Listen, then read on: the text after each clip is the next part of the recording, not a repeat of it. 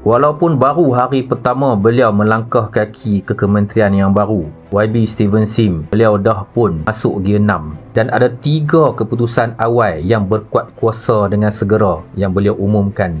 Bagi membuktikan kesungguhan Puskop dalam hari pertama ini, setelah bermesyuarat dengan keputusan tertinggi, saya telah membuat 3 keputusan yang akan berkuat kuasa dengan kadar segera. 1. Moratorium 6 bulan tanpa faedah akan diberikan kepada PMKS dan koperasi yang terjejas akibat bencana banjir di seluruh negara.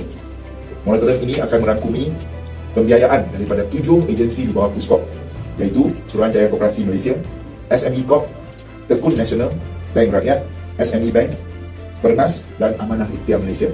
Kedua, atas dasar pemerkasaan PMKS merentas semua akaun dan semua wilayah di Malaysia ini, dana pembiayaan Bumi Putra di bawah Tekun akan dinaikkan daripada 300 juta tahun ini kepada 500 juta pada tahun depan 2026.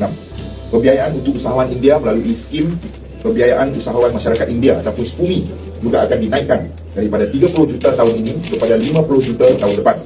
Dan satu skim baru akan dikenakan untuk pembiayaan PMKS masyarakat Cina sebanyak 50 juta akan dilancarkan pada Januari tahun depan.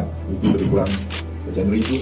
Dalam mesyuarat tadi juga, ini poin yang ketiga, pengurusan tertinggi Puskop telah pun diarahkan untuk segera menyemak semula semua proses, prosedur serta kos kepada pemegang taruh khususnya PMKS dan koperasi dan melaksanakan pengurangan tempoh masa dan kos pemprosesan bagi memastikan kecekapan perkhidmatan dan mewujudkan persekitaran yang mesra perniagaan ataupun business friendly environment. Saya telah meminta supaya semua pengurusan tertinggi sama ada di bahagian jabatan ataupun agensi diketuai oleh PSU untuk melihat kepada semua prosedur-prosedur dalaman kita, ya, supaya kita boleh mengurangkan contohnya tempoh masa permohonan oleh PMKS ataupun koperasi.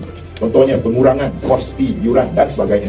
Dan pengumuman lanjut tentang pengurangan ataupun pengurangan jaringan birokrasi sebenarnya akan diumumkan secara lanjut pada bulan Januari nanti. Lagi sekali, saya akan bekerjasama rapat dengan Yang Berhormat Timbalan Menteri yang juga baru dilantik, iaitu Yang Berhormat Datuk Muhammad Alamin, serta seluruh bandar Puskop bagi memastikan ekosistem PMKS dan koperasi di Malaysia mesra perniagaan, cekap dan berdaya saing.